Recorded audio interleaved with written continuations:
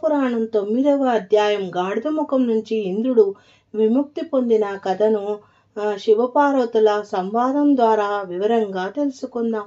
శివపార్వతుల సంవాదం. శివుడు పార్వతితో, పార్వతి, మాఘమాసం చేసే నది స్నానం మానవుల్నే కాదు దేవతల్ని కూడా ఏ విధంగా తరింపజేస్తుందో వివరించే కథను చెప్తాను, శ్రద్ధగా అలకింపుము అంటూ ఈ విధంగా చెప్పసాగాడు. మాఘపురాణం 9వ అధ్యాయం.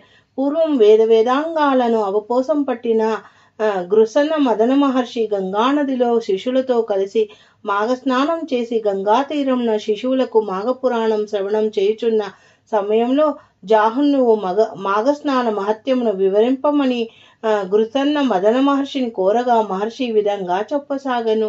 గృతస్యన్న మదన మహర్షి జాహ్ను మహర్షుల సంవాదం. ఓ జాహ్నువు, మాఘమాసమును ప్రాతకాలంలో సూర్యుడు మకర రాశిలో ఉండగా మాఘస్నానం చేసిన నరుడు ఇంద్రుని వలె సమస్త పాతకం నుంచి విముక్తిని పొందుతాడు అనగా అప్పుడు జాహ్నువు మహర్షి, ఆర్య, ఇంద్రుడు ఏం పాపం చేశాడు? మాఘస్నానంతో ఇంద్రుని పాపాలు ఎట్లు పోయాయి వివరంగా చెప్పమని కోరగా గృతస్యన మదన మహర్షి జాహ్ను మహర్షితో ఈ విధంగా చెప్పసాగను.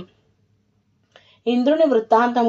కృతయుగంలో తుంగభద్ర నదీ తీరంలో ఒక పుణ్యాశ్రమంలో సమస్త వేదాలు చదివిన మిత్రవిందుడని మహాముని తన పత్నితో కలిసి నివసిస్తుండేవాడు. ఈ మహర్షి ప్రతినిత్యం శిష్యులకు వేదాలు ఉపనిషత్తులు సారాన్ని బోధిస్తుండేవాడు.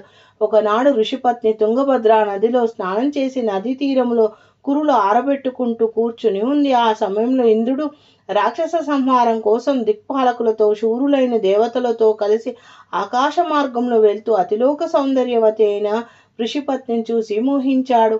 ఇంద్రుని కపట బుద్ధి. యుద్ధంలో రాక్షసుని జయించి తిరిగి స్వర్గానికి చేరుకున్న ఇంద్రునికి మనసులో ఋషిపత్ని మీద కోరిక అలాగే ఉండిపోయింది. ఇంద్రుడు తిరిగి మిత్రవిందుని ఆశ్రమానికి వచ్చి ముని పర్ణశాల ద్వారా వద్ద నిలిచి ఋషిపత్నిని కామంతో చూడసాగని ఇంతలో మిత్రవిందుడు అపరాత్రి సమయంలో శిష్యులకు వేదాలు బోధించాలి కాబట్టి ఆయన శిశువులను నిద్రలేపి వారికి వేదం బోధించసాగని ఇదే అదునుగా తలచి ఇంద్రుడు నిద్రిస్తున్న మిత్రవిందుని లేపి తనతో సంగమించమని కోరాడు. అందుకు అంగీకరించని ఋషిపత్నిని బ్రతిమాలతో ఆమె అందాన్ని పొగుడుతూ బుజ్జగిస్తూ తన కోరికను తీర్చమని ప్రాధేయపడ్డాడు.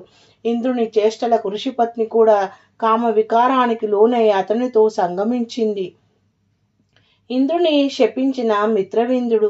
శిష్యులకు బోధన ముగించుకొని తిరిగి వచ్చిన మిత్రవిందుడు తన కుటీరంలో ఉన్న ఇంద్రుని చూసి వాడు జారుడని తలచి పట్టుకొని శిక్షించబోగా అప్పుడు ఇంద్రుడు తన నిజ రూపంలో కనిపించి, నేను దేవేంద్రుడిని, నా తప్పుకు నేను సిగ్గుపడుతున్నాను, మన్నించమని కోరగా జరిగినదంతా దివ్య దృష్టితో తెలుసుకున్న మిత్రవిందుడు తీవ్రమైన ఆగ్రహంతో, ఓరి జారకర్మ పారాయణుడా, నీవు క్షమించరాని పాపం చేశావు, నీకిదే నా శాపం.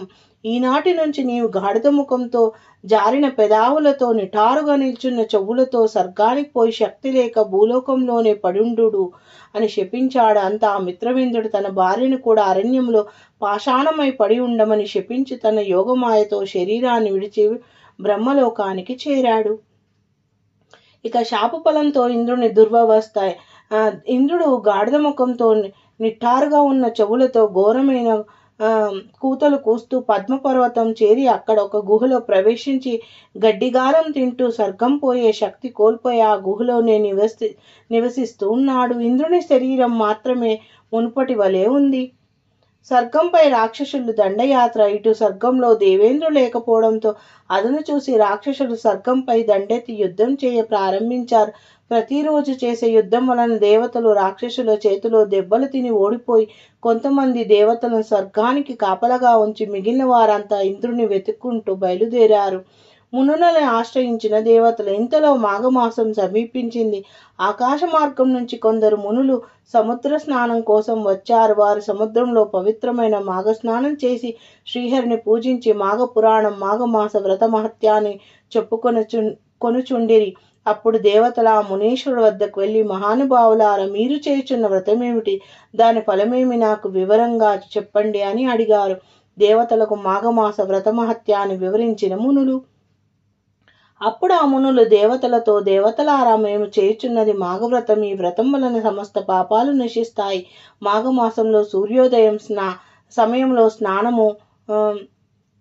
సముద్రంలో కాని నదిలో కాని పవిత్ర స్నానం చేసి తీరంలో శ్రీహరిని పూజించి మాఘపురాణ శ్రవణం చేసి వారి సకల పాపాలు నశిస్తాయి. మాఘమాసంలో చతుర్దశి పౌర్ణమి తిథులతో బ్రాహ్మణులకు భక్తితో తిలదానము, అప్పణములు, అన్నదానం, పాయసం దానం, కంబళి దానం, వస్త్రదానం చేసిన వారికి బ్రహ్మలోకం ప్రాప్తిస్తుంది. ఈ మాఘమాసాన్ని మించిన వ్రతం ఇంకొకటి లేదు. ఎవరైతే మాఘ స్నానాన్ని, మాఘ వ్రతాన్ని హేళన చేసి అపహాస్యం చేస్తారో, కనీసం ఒక్కరోజైనా మాఘ స్నానం చేయకుండా ఉంటారో, వారు అనేక నీచ జన్మములు ఎత్తి నరకంలో పడి కొట్టుకుంటారు. ఇదే మాఘమాస వ్రత మహత్యం అని మునులు దేవతలకు వివరించారు. మాఘవ్రతాన్ని ఆచరించిన దేవతలు ఈ విధంగా ఘృతస్సెన మదనుడు జాహ్ను మహర్షితో పోయి ఈ విధంగా ఆకాశంలో సంచరించే మునుల వాక్కులు విని దేవతలు ఇంద్రుని వెతికి తమ అభీష్ట సిద్ధి కోసం సముద్ర స్నానం చేశారు. తర్వాత వారంతా ఆ జగన్నాటక సూత్రధారి అయిన శ్రీహరిని, శ్రీ మహావిష్ణుని భక్తి శ్రద్ధలతో పూజించారు. ఇక వారి వ్రతఫలం ఎట్లున్నదో రేపటి రోజు కథలో తెలుసుకుందామన్న ఘృతస్సెన మదనుడు జాహ్ను మహర్షులి సంవాదన వివరిస్తూ పరమశివుడు 9వ అధ్యాయాన్ని ముగించాడు. ఇది స్కాంద పురాణే మాఘమాసే మహత్యే 9వ అధ్యాయ సమాప్తం. ఓం నమః శివాయ నమః. శివార్పణమస్తు. పురాణం 9వ అధ్యాయం.